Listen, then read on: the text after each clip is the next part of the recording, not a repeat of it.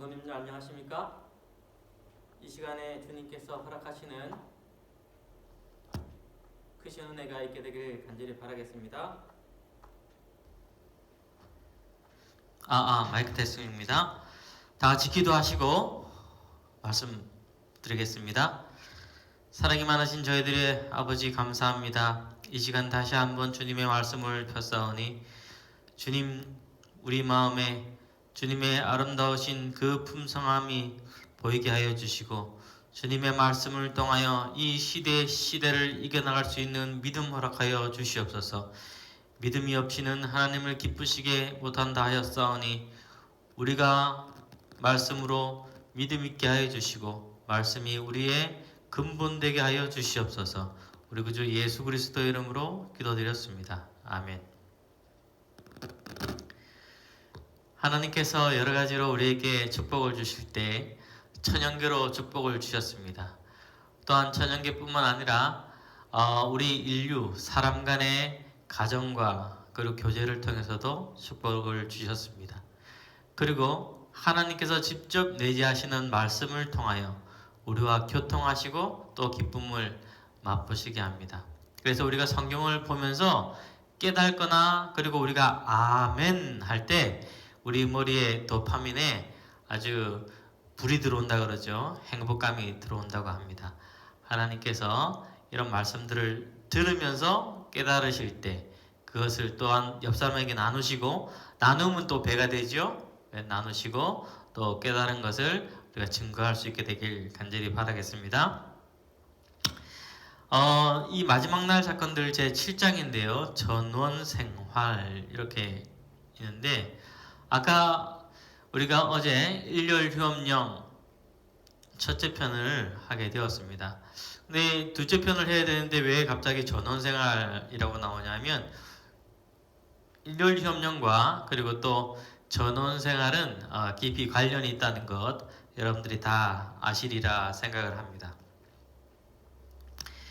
여기 재림신도의 가정에 보내는 말씀이 있습니다. 할 수만 있으면 자녀들을 위하여 가정을 시곤에 장만하는 것이 부모의 의무이다. 특히 자녀를 거느린 가족들은 저희에게 기회가 열릴 때 도시들을 떠날 계획을 세워야 할 것에 대하여 여러 해 동안에 걸쳐서 지시해 주셨다. 또한 많은 사람들은 그런 길을 개척하기 위하여 열심히 노력하지 않으면 안 될 것이다. 왜냐하면 도시의 악한 영향력 때문에 지금 이 말씀들이 주어지는 것이죠. 도시에도 삼육교육의 학교가 세워져야 한다는 말씀도 주셨지만 할 수만 있으면 좀 한적한 곳에서 그죠? 그래서 이 약간 도시에서 떨어진 곳에 위성 도시들에 이렇게 많은 분들이 사시게 되는데 그것은 도시의 악한 영향에서 떠나서 약간 한적한 곳에서 자녀들을 키우기 위해서 우리가 노력하는 것이 아닌가 그렇게 생각이 되는데요. 이것은 시골과 도시 이 두 가지 개념이 서로 이렇게 보완하고 있습니다. 그래서 도시의 악함이 또 시골의 메리트를 얘기를 하고 또 시골에서의 있는 단점을 또 위하여 이 도시 선교를 얘기를 하고 있으니까요. 서로 상대성 이론처럼 서로 같이 생각해야 될 줄로 믿습니다.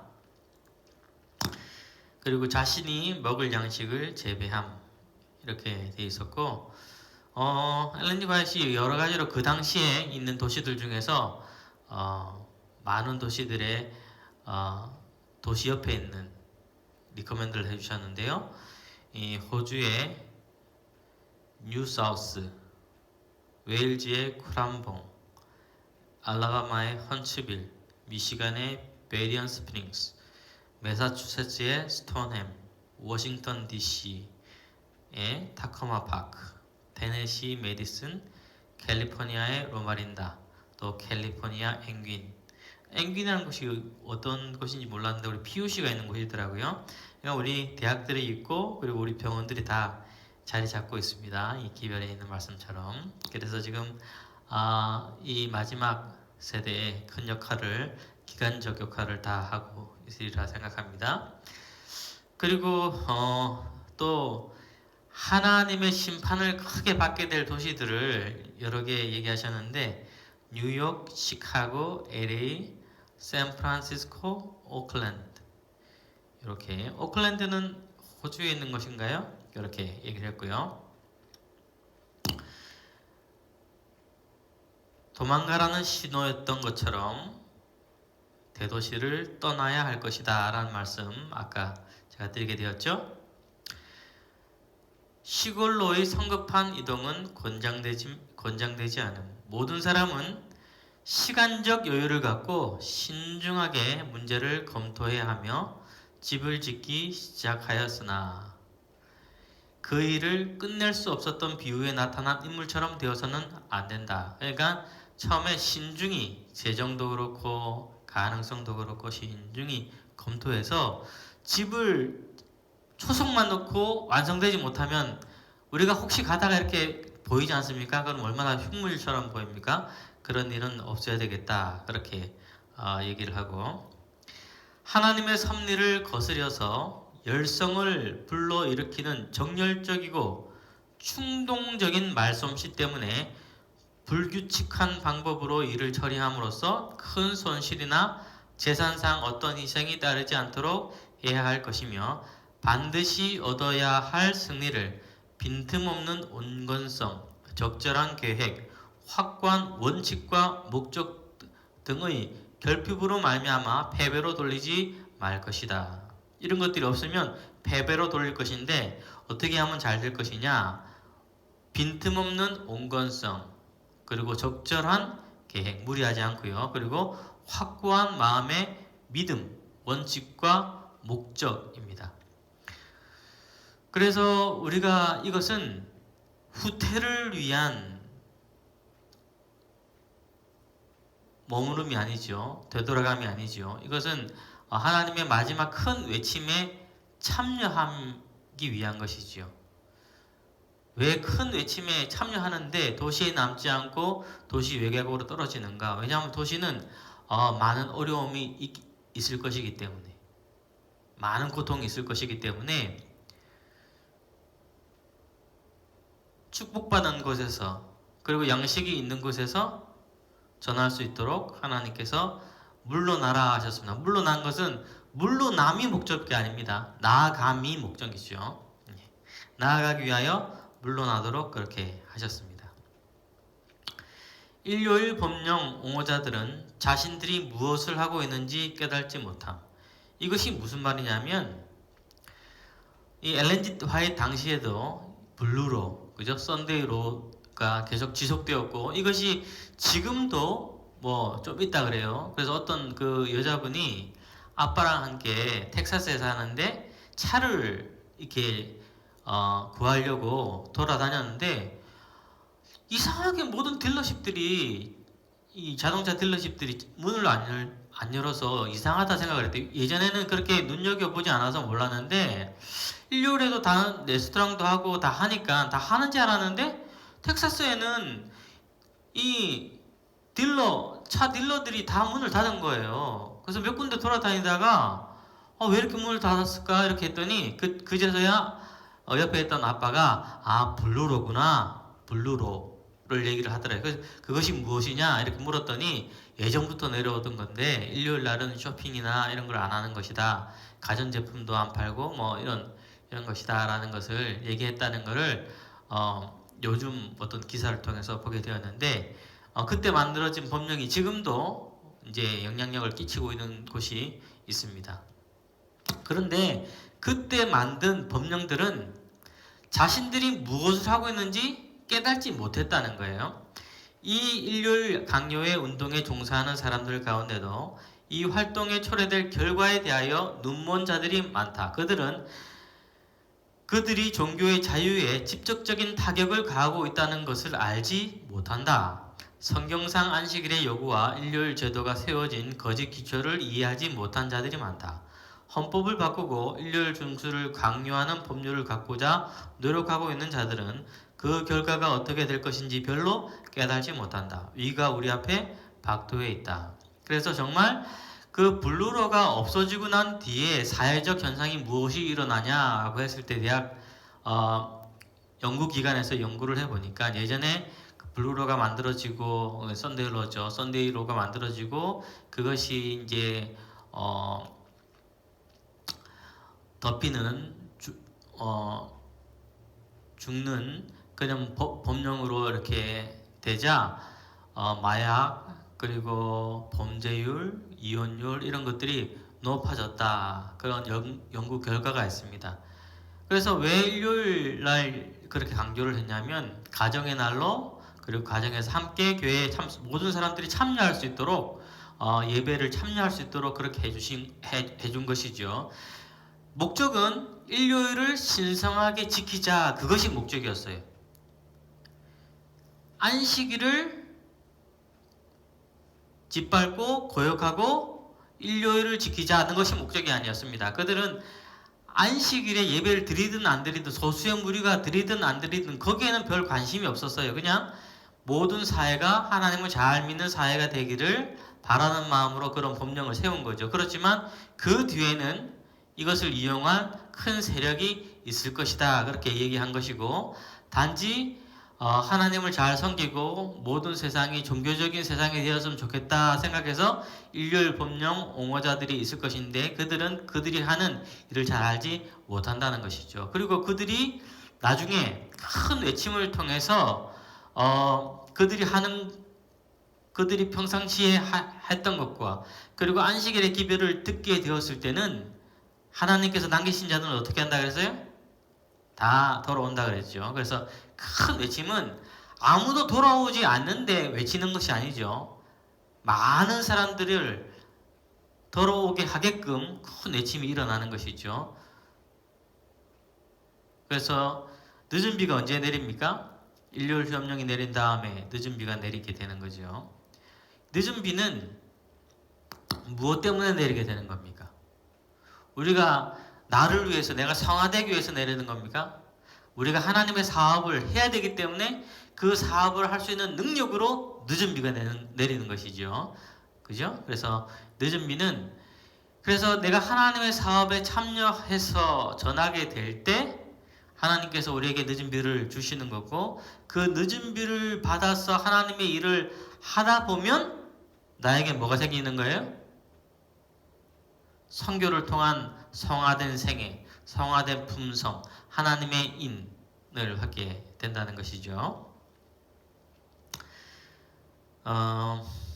여기 교회 정원 6권인데요. 안식일 문제는 온 세상 사람들이 역할을 담당하게 될 최후의 정토에서 개정점이 될 것이다. 그렇게 적었는데요. 제가 며칠 전에 집에서 우리 아이들과 함께 예배를 드리다가 일요일과 토요일 그리고 뭐 세례든 침례든 이런 형식이 그렇게 중요한가? 라고 질문을 하게 되었습니다. 하나님께 참 예배를 드리는 그 정신이 중요한 것이지 날짜는 사실 어떻게 보면 사소한 일이죠. 사소한 일입니다. 그런데 그 사소한 일이 쟁점이 되면 그것이 사소해지지 않습니다. 날짜는 중요한 것이 아닙니다. 그래서 나중에 중요해지는 것이죠. 제가 플로리다 있을 때 제가 항상 되는 자리가 있었어요. 이제 항상 되는 자리가 있는데 이제 교회에 한 30분 일찍 먼저 늘 가니까 항상 되는 자리가 있는데 이제 저와 같이 늘 같은 시간에 참 일찍 오시는 참 훌륭하신 장로님이 있었습니다. 신경이 전혀 안 쓰였는데 그런데 보니까 안식일은 그늘 밑에 차를 세우고 금요일은 저보다 일찍 오는 날은 항상 내가 세우는 데 세우는 거예요. 그래서 목사님 뭐 파킹 낫이라고 이렇게 정해진 건 아니지만 항상 이제 거기 세웠는데 그래서 그래서 왜 자꾸 내 자리에 세우는 거지? 이렇게 생각을 했어요. 그래서 혹시 뭐 목사님이 따로 세우는 칸, 장로님이 따로 세운 칸이 어딨냐? 다 같이 세우는 거지.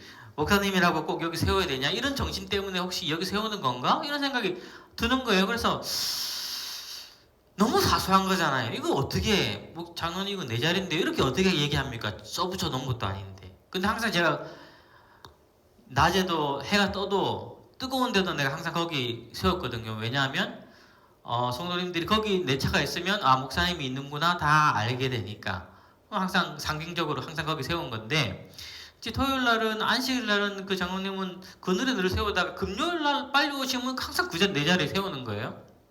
그래서 자꾸 이제 내 자리에 세우는 거야. 혹시 장로님이 여기에 어떤 의미를 두시는 거 아닌가? 이게 뭐 목사나 장로나 뭐 구별하면 안 된다. 뭐 이런 의미를 주려고 지금 여기 세우시는 건가? 이런 잠깐 생각을 해서 내가 한번 시험에 말은 못 하잖아요. 그거 어떻게 부끄럽게 말을 합니까? 그래서 내가 시험을 해보기로 했어요. 안식일 날 항상 자리는 안 세우고 안식일 날 그 장로님이 항상 세우는 그늘에 내가 자를 세웠어요. 어떻게 나오나. 그래서 이제 들어오셔서 왜 목사님 내 자리에 세웠습니까? 이렇게 얘기를 하면 분명히 그분이 자리에 의미를 두는 거거든요. 그래서 어떻게 하나 이렇게 딱 세워놓고 들어와 있는데 조금 있으면 들어오더라고요. 그런데 자기 자리에 내가 세워놓으니까 다른데 이제 세워놓고 들어오시는데 이제 인사를 하고 가만 보니까 아무 말씀도 안 하시고 아무 표정도 없으세요.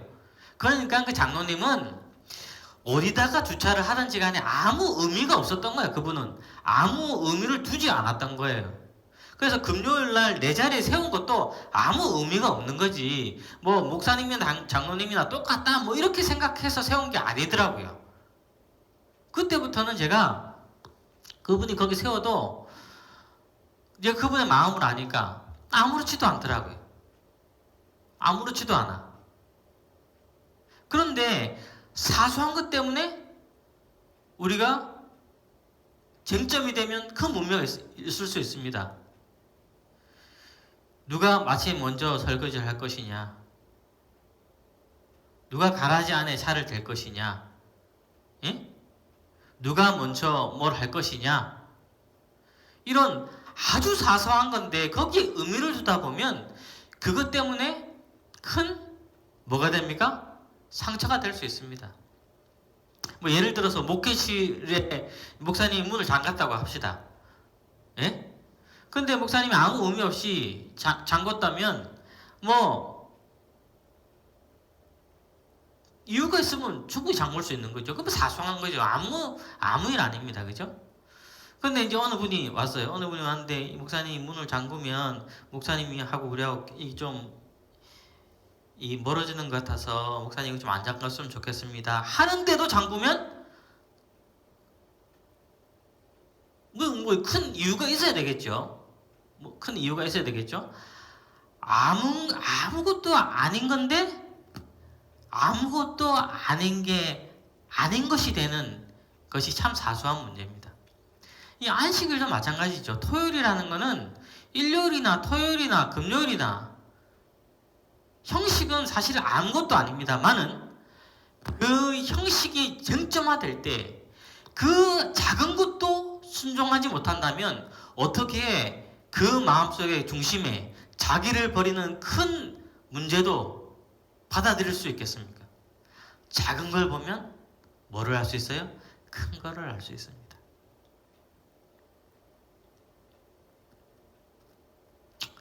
그래서 우리가 살다 보면 사소한 것 때문에 주장할 필요가 없지요.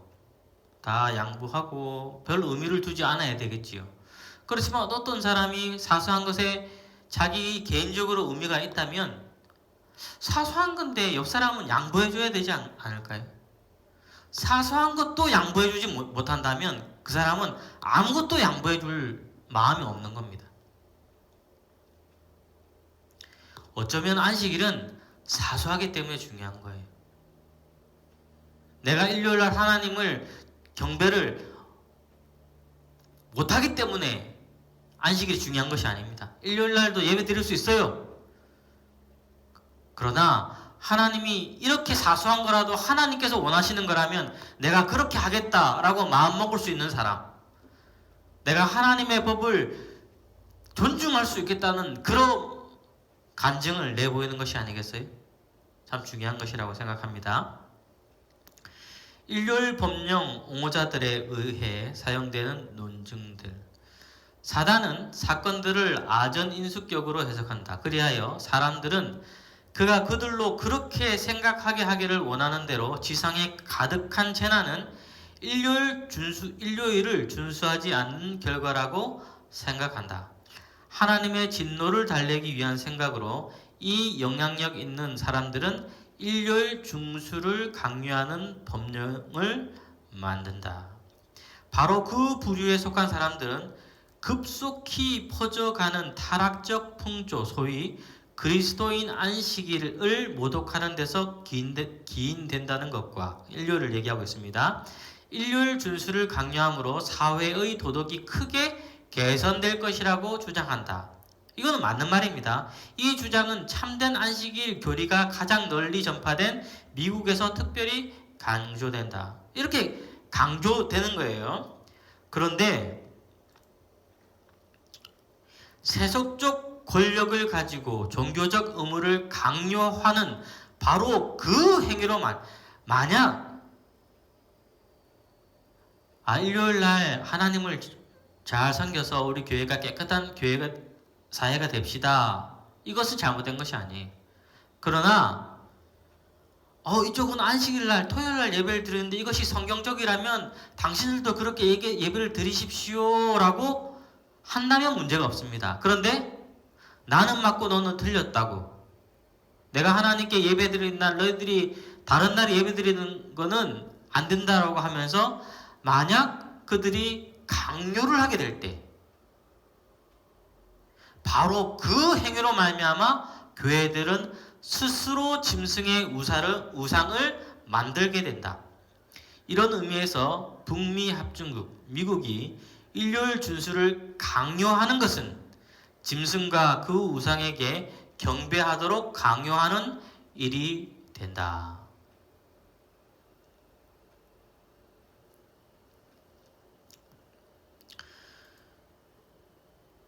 좋은 것을 위하여 노력을 하는 것. 그런데 그것을 넘어서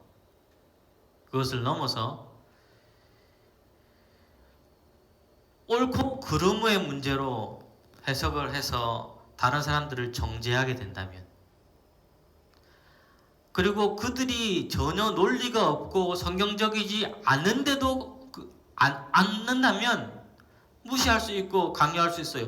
야, 성경절에 그런 말이 없지 않냐? 이렇게 얘기할 수 있겠지만 이 소위 남은 무리, 이 작은 무리들은 얘기를 하는 거예요. 왜 일요일 날 예배를 드려야지? 라고 했는데 성경절을 줄줄줄 대는 거예요.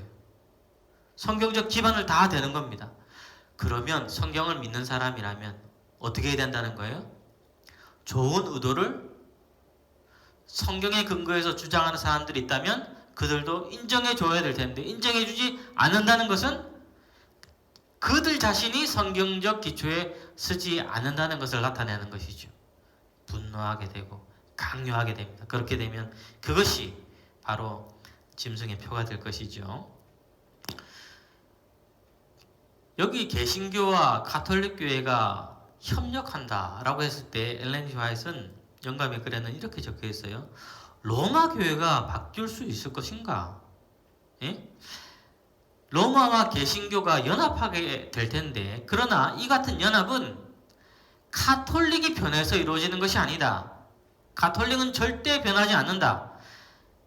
왜냐하면 가톨릭 교회는 자신들의 무호성을 주장하기 때문이다. 변화할 것은 무엇이다? 개신교회다. 로마 천주교와 개신교회가 합치게 되는 것은 같이 이렇게 동참하는 것이 아니라 개신교가 캐톨릭적으로 넘어온다는 거예요. 변화하는 것은 개신교회이다. 개신교회 편에서 자유적인 사상을 받아들이므로 가톨릭과 악수할 수 있는 지경에 이를 것이다. 그래서 큰 음녀가 되는 것이죠.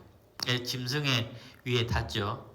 근데 나중에 짐승이 토사구팽이죠. 짐승이 그 음료를 불살라 이렇게 죽이게 되는 일이 나타나는데 많은 사람들이 얘기를 합니다.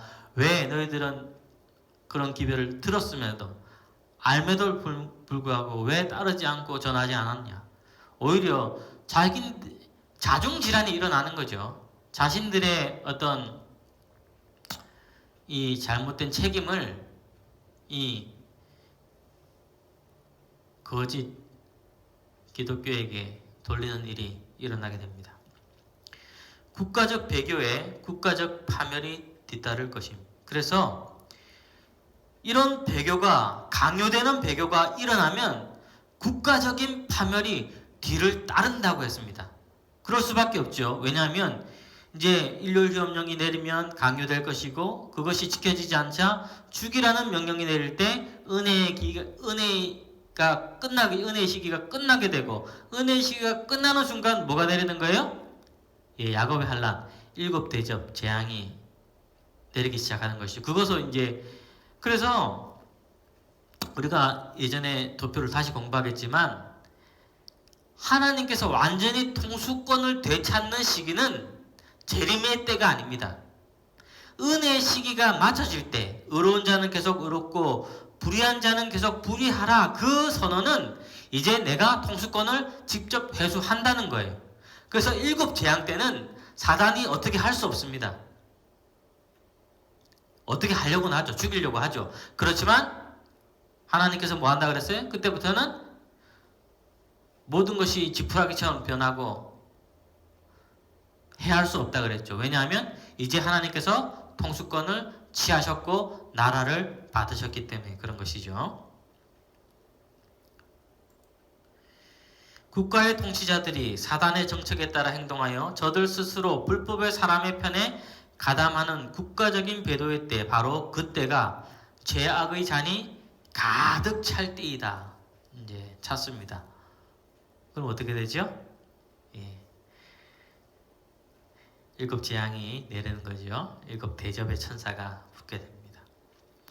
국가적인 배도는 국가적인 패망을 알려주는 신호이다. 그래서 많은 사람들이 때를 놓치면 되지 않아요. 때를 놓치면 되지 않아요. 다음번에 얘기할 수 있을 때가 오겠지만은 우리가 언제 우리의 재산을 처분해야 됩니까? 일요일휴업령이 선언되면 그때는 늦었다 그랬죠. 많은 사람들이 그때 재앙의 때에 자기의 재산을 써달라고 한다 그랬죠. 그렇지만 그때는 늦었다 그랬습니다. 아까도 얘기했지만 언제? 도망가라는 신호가 떨어질 때, 일요일휴업령이 내리기 직전에 하나님께서 사인을 주실 때, 이 법령이 공식적으로 이르러올 때, 그렇지만 한동안 다시 물러간다 그랬죠. 그렇지만 처음 공식적으로 이것이 입법화되려는 모습을 보일 때 우리는 지체하지 말고 우리의 모든 것을 정리를 해야 됩니다. 그때를 지나면 시기를 놓치는 거죠. 그러면 그것을 가지고 어떻게 하는 겁니까? 하나님 사업에 써야 되는 거죠. 하나님의 전초기지로 우리의 거처를 만들고, 우리는 큰 외침에 참여하기 위하여 물러나는 것이니까요. 재정이 아무래도 필요하죠. 그래서 그 재정을 다 써야 된다 그랬어요. 다 그것을 하늘에 쌓아둬야 된다 그랬어요. 이 땅에 자기의 재정을 남기는 사람은 그것 때문에 하늘 가기가 방해를 받는다 그랬어요. 그러니까 그래서 마지막 대외침은 샐러리를 받아서 전하는 사람은 없을 거예요. 왜냐하면 안 그래도 있는 거 다 지금 처분해야 되는데 받아야 그게 무슨 도움이 됩니까? 안 그래도 지금 다 처분해야 되는데. 제가 우리 전임 목사님 만나서 이제 인수인계 받으면서 그 얘기 하더라고요. 이제 4월이 되는데 우리 어제 그 닥터들 조금 만났는데 닥터들이 이제 지금 벌써 피싱을 할 수 있다고 하기서 5월부터 하는 거 아니야? 그랬더니 아니래요. 지금도 벌써 이제 한대요. 그래서 이제 어떻게 뭐 나가야 되겠죠. 근데 전임 목사님 그러더라고요. 여기 엘라스카 이렇게 몇 년 살아보니까 5월부터는 연어 인심이 좋대요. 막 나눠준대. 왜냐하면 묵은 연어 빨리 다 치워야지 새 연어를 갖다 놓을 거 아닙니까? 예? 겨울 동안은 이렇게 잘 안 주는데 이제 지금부터겠죠. 지금부터 4월, 5월 이렇게 되면 이제 새로 연어를 잡아서 냉장고에 채워야 되는데 냉장고에 묵은 연어들이 들어 있으면 새 거를 못 집어넣잖아요. 그러니까 묵은 연어를 다 나눠준다는 거예요.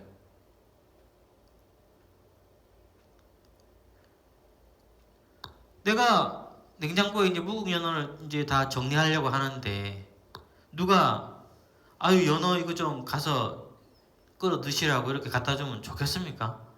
내 것도 지금 처리해야 되는데 빨리 그 나눠주든지 먹든지 해가지고 비워야 새 연어를 잡아 넣을 텐데 그때 누가 연어 갖다 주면 좋아하겠어요? 안 그래도 지금 처리해야 될 판데 어디 갖다 줄 데 없으면 저희 집으로 갖다 주십시오. 제가 줄 데가 많습니다. 그러니까 어디 저는 반갑게 받을 테니까 저한테 갖다 주시면 됩니다. 마지막 때는 우리의 모든 재산을 누구한테 다 소비를 해야 돼요? 하나님의 사업에 다 소비를 해야 되는데 그때는 돈을 누가 이렇게 나한테 주는 게 오히려 안 좋죠. 있는 거 다 써야 되니까 모두가 다 자급사역이 될 겁니다. 자급사역. 그래서 재물을 사랑하는 사람은 이 운동에 참여할 수가 없습니다. 하나님과 재물 둘 중에 하나만 선택하게 될 것이지요. 전 세계적인 인류의 법령 제정, 역사는 반복될 것이다. 거짓 종교가 높임을 받게 될 것이다. 일상적으로 일하는 날이요 그 어떤 신성성도 갖지 못한 주일 중 첫째 날이 바벨론의 신상처럼 새엄을 입을 것이다. 모든 나라와 방언과 백성들은 이 거짓 안식일을 경배하라는 명령을 받게 될 것이다. 이 날을 경배하도록 강요하는 법령이 온 세상에 바래질 것이다. 역사는 반복됐다는 말 꼭 기억하십시오. 제가 요한계시록을 연구하다 보니까 요한계시록의 해석의 가장 큰 원칙은 반복입니다. 반복. 하나님께서 반복으로 주셨더라고요. 7교회 7인이 하나입니다. 왜냐하면 7교회는 유월절 그리고 7인은 오순절을 대표하거든요. 유월절 다음날 무교절부터 49일을 세워서 이 오순절을 계수하지 않습니까? 연결된 절기거든요. 봄절기죠. 그리고 일곱 나팔과 대속제일은 연결된 절기죠.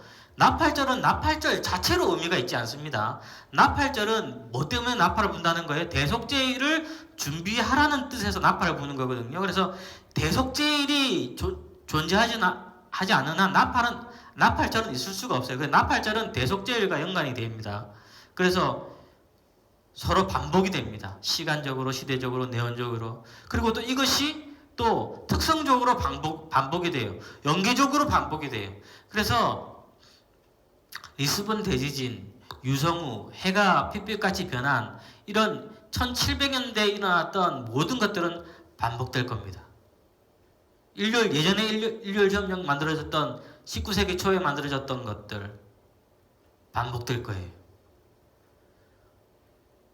애굽에서 열지양 내렸던 것들이 반복되는 모습으로 재앙에 나타나지 않습니까?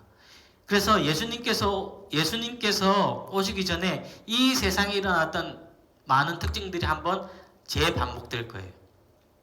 예수님께서 40일 광야 시험 받으러 가셨을 때 40일 동안 있으면서 사단에게 시험 받았을 때는 이스라엘 백성들이 광야에서 받았던 세 가지 시험이라고 그랬어요. 육신의 정욕, 안목의 정력, 이생의 자랑. 이 세 가지. 이스라엘 백성들이 40년 동안 거치면서 배웠던 그 시험을 당했던 그 시험을 예수님께서 광야 마지막에 사단에서부터 거치고 승리하시지 않습니까? 역사는 반복될 것입니다. 이거 기억하셔야 합니다. 반항심을 나타내지 마라. 이 말씀 자세히 보십시오. 우리 교회 구성원들은 매우 주의하지 않을 것 같으면 허설로 인하여 일요일에 일하는 그들의 자유를 빼앗겼기 때문에 붕괴하도록 이끌 품성의 특성을 갖고 있다. 이 문제에 대해서 불끈 화를 내지 말고 모든 것을 기도로 하나님께 아뢰도록 하라. 그분만이 통치자들의 권세를 제지하실 수 있다. 서두르지 마라. 아무도 그들의 자유를 어리석게 자랑하지 말며 악을 가리는 수단으로 그것을 사용하지 말라. 그러나 하나님의 종으로서 무사람을 공경하며 형제를 사랑하며 하나님을 두려워하며 왕을 공경하라. 이 충고는 곤란한 지경에 처하게 될 모든 사람들에게 실질적인 가치가 있을 것이다. 반항심을 나타내거나 악의로 오해될 수 있는 것은 아무것도 나타내서는 안 된다. 일요일 날 일을 하지 말라고 하면 뭐라는 거예요? 일하지 말라는 거예요. 괜히 일해가지고 반항심을 나타내지 말. 나는 하나님의 계명을 지킵니다 라고. 그것이 오히려 하나님의 사업에 도움이 되지 않은 지혜롭게 행하라는 거예요. 그래서 밑에 말씀이 무슨 말씀이 나오냐면, 우리는 독자성을 나타내기 위하여 그들 앞에서 의도적으로 그날에 활동하려는 단호한 노력을 함으로 일요일을 숭배하는 우리들의 이웃들을 화나게 하려고 해서는 안 된다. 우리 자매들은 일요일에 뭐 하지 말라? 세탁물 널지 말라는 거예요. 일요일에 일하지 말라고 다 하고 있는데 나는 안식일 지키니까 일요일 날 일하지 않는 걸 나 표명하겠어요. 걸지 말라는 거예요. 걸지.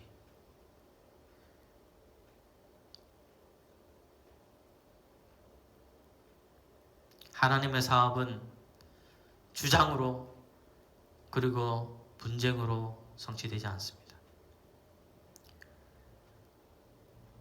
평화와 지혜와 그리고 변함없는 하나님께 대한 충성으로 고상함을 나타내므로 하나님의 일을 하게 될 것입니다. 그래서 어저께 이제 저희 집에 와서 토요일날 교우님들이 좀 모이는 게 이렇게 하나님의 뜻이 아닐까요? 그렇게 해서 토요일날 예배를 못 드리는 거는 문제가 되지 않는다. 그러나 일요일날을 예배 드리도록 강요하는 것은 문제가 된다. 지금 코로나 때문에 나라가 예배 드리지 말라고 하는 것은 우리가 순복해야 된다. 그러나 모든 사람이 일요일날 예배를 드려야 돼 강요를 하게 되면 그것은 우리가 따를 수 없다. 그렇게 이제 얘기를 했습니다.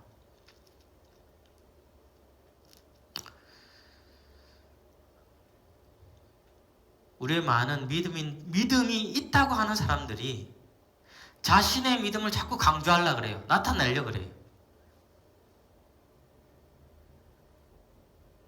그러지 마십시오. 예수님은 모든 사람들이 예수님 곁으로 오기 좋아했다 그랬어요. 예수님이 계속 지적질해서 너 이거 안 됐어 계속 지적질하는 사람이면 아무도 예수님 곁에 오고 싶어 하지 않습니다.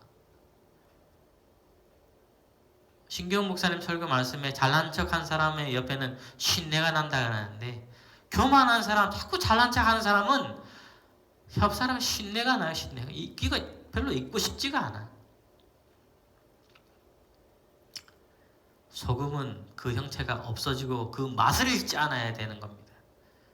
근데 맛은 못 내면서 하나님을 나타내는 그 아름다운 품성은 못 내면서 녹지는 않고 형태만 보이려고. 나는 그리스도 형태는 보이지 마세요. 맛은 잃지 마시고.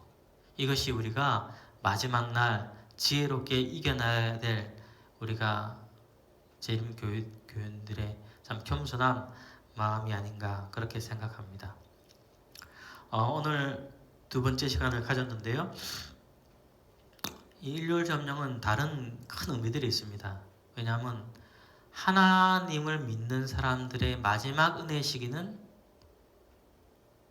죽이라는 명령이 아니라 일요일 시험령의 때 마지막이 될 거예요. 우리 그것도 연구해야 됩니다.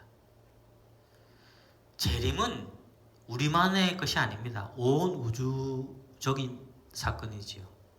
조사심판은 우리 조사하고 우리하고 관계된 것만 아닙니다. 전 우주 존재들, 전 우주적인 것이지요. 그래서 이 일요일 점령이 단지 이 지구상에 되는 문제가 아닙니다. 이것으로 말미암아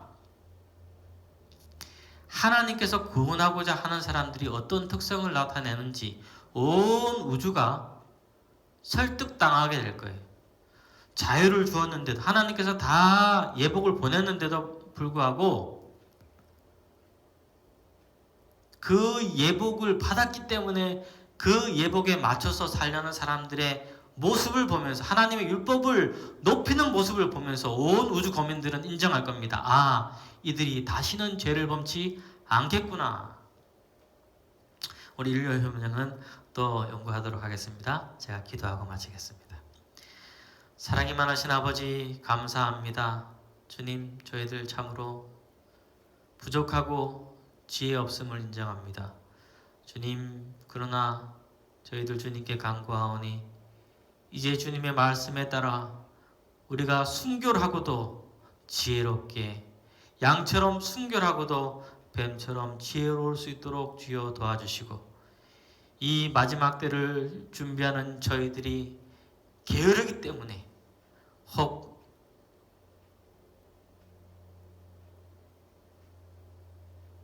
때를 놓치지 않도록 주여 늘 준비할 수 있도록 도와주시고 주님의 말씀을 기억할 수 있도록 인도하여 주시옵소서. 모든 것 우리 주님 감사하고 우리 구주 예수 그리스도 이름으로 기도드렸습니다. 아멘. 제가 카톡으로 헌금은 가는 곳 아시죠? 그리고 다음 주는 교회를 위한 헌금이고요. 헌금해 주시고, 또 우리 박유자 성모님께서 퇴원하셨습니다. 근데 지금 몸이 안 좋은 상태시지만 퇴원을 하셨는데요. 잘 회복되고 또 적응할 수 있도록 우리가 기도가 필요하고 도움이 필요합니다. 우리가 이것을 위해서 또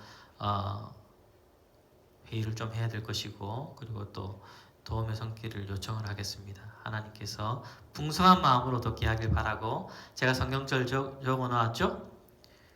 남을 윤택하게 하는 자는 자신도 윤택하여지리라. 이 지금 어려운 시대 때 하나님께 복을 받고 싶으시다면, 하나님께서 가르쳐 주시는 대로 우리가 따르신다면 도우시고 그리고 또 투자하시고 하셔서 우리의 모든 것이 하나님의 것임을 인정하고 그것을 즐겨 하신다면 하나님께서 복 주실 줄로 믿습니다. 감사합니다.